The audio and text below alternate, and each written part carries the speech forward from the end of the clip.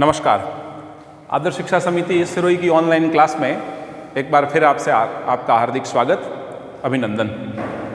पिछले अध्याय में हम पढ़ रहे थे मृदा संसाधन के विषय में।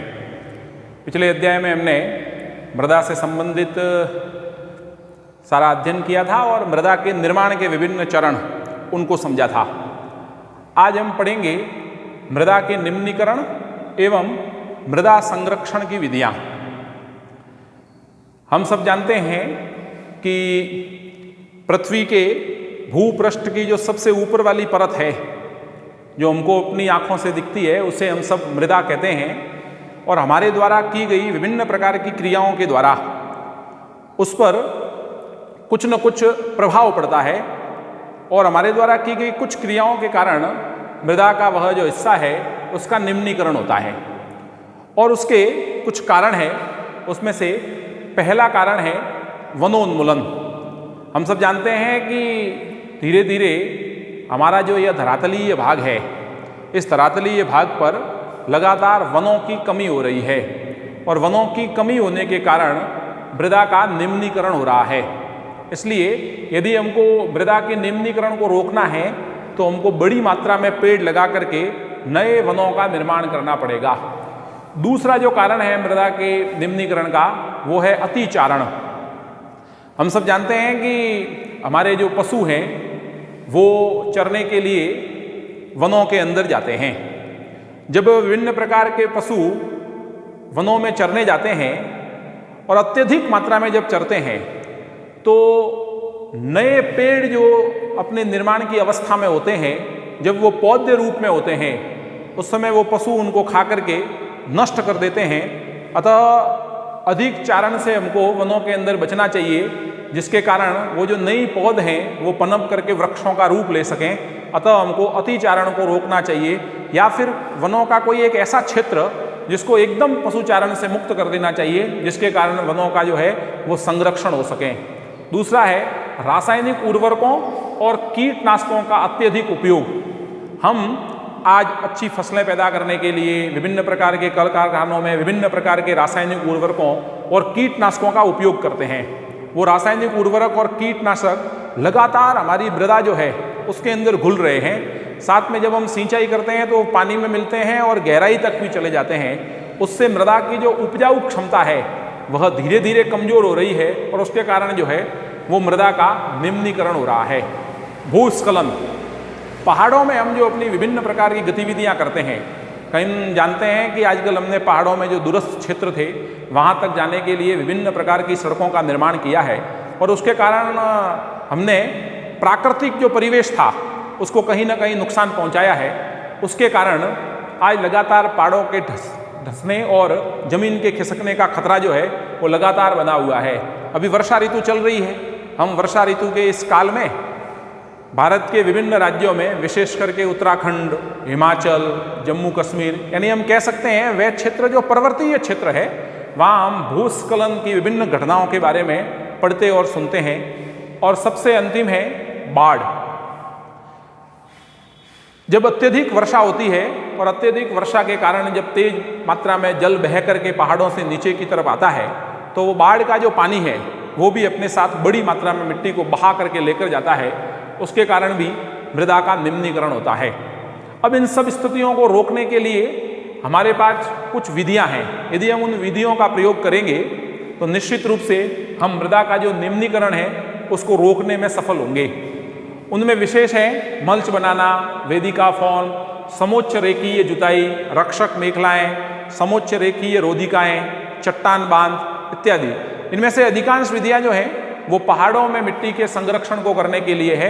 विभिन्न प्रकार के तरीकों को अपनाते हुए हम पानी के बहाव के बीच में बाधाएं उत्पन्न करें, जिससे जो है वो मिट्टी जो है वो कट करके एक स्थान से दूसरे स्थान पर नहीं जाए और उनके बीच का जो समतल हिस्सा है वो हम हमारी मानवीय क्रियाओं के लिए, खेती के लिए, आवास के लिए, उद्योग धंधों के लिए इत्यादि के लिए उपयोग कर सकें। तो इन विधियों का उपयोग करके हम मृदा का जो है वो निम्नीकरण होने से रोक सकते हैं।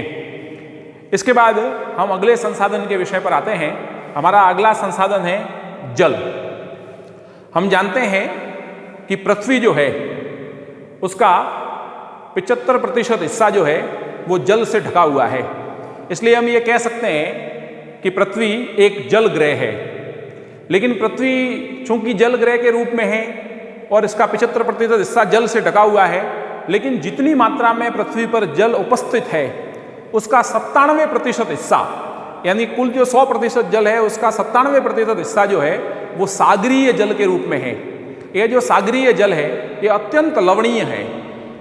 इतनी मात्रा उसमें लवण की है कि वह जो जल है वह मानवीय उपयोग के लिए उपयोगी नहीं है, यानी मनुष्य अपनी दैनिक क्रियाकलापों में उस जल का कोई उपयोग नहीं कर सकता। अतः वह जल जो है वो हम कह सकते हैं हमारे लिए अनुपयोगी है।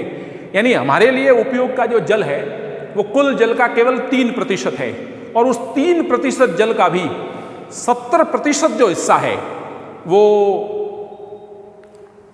ऊंचे ऊंचे पर्वतों की चोटियों पर जो बड़े बड़े बर्फ के ग्लेशियर है, साइबेरियन क्षेत्र जो है, ग्रीनलैंड है, ध्रुवीय क्षेत्र है, जहाँ बड़ी मात्रा में बर्फ जमी हुई है, उस क्षेत्रों में बर्फ के रूप में वह शुद्ध पानी जो है वो जमा हुआ है।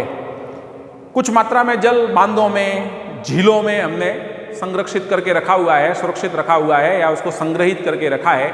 यानी हम ये कह सकते हैं कि हम कुल उपयोग का जो जल है उसकी एक बहुत छोटी मात्रा ही हमारे दैनिक कार्यों के उपयोग में हम उनको ले सकते हैं, उनका उपयोग कर सकते हैं।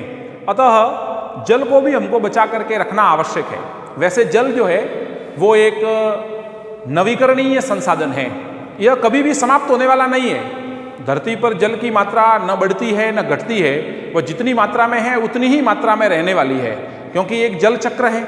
सागरों में जल का जाना और वहाँ से सूर्य के प्रकाश से उसका वाष्प बन करके उड़ना, बादल के रूप में एक स्थान से दूसरे स्थान पर उसका प्रवाहित होना, और फिर वर्षा के रूप में उसका धरातल पर गिरना, यह जो लगातार प्रक्रिया है यह जल चक्र कहलाती है। यह चलती रहती है और उसके कारण जल जो है उसकी कमी नहीं होनी है। लेकिन जब हम जल का अंधाधुंध उपयोग करेंगे, अनियोजित तरीके से उपयोग करेंगे, तो जल का जो वितरण है वो प्रभावित हो जाएगा। कुछ स्थानों पर अत्यधिक मात्रा में जल उपलब्ध होगा, कुछ स्थानों पर बिल्कुल भी जल उपलब्ध नहीं होगा या कम मात्रा में उपलब्ध होगा। आज हम देखते हैं दुनिया के विभिन्न देशों में, विभिन्न शहरों में जल की, विशेष करके पीने योग्य पानी की यानी शुद्ध जल की बहुत ज़्यादा कमी है। कुछ स्थानों पर जल पर्याप्त मात्रा में उपलब्ध है।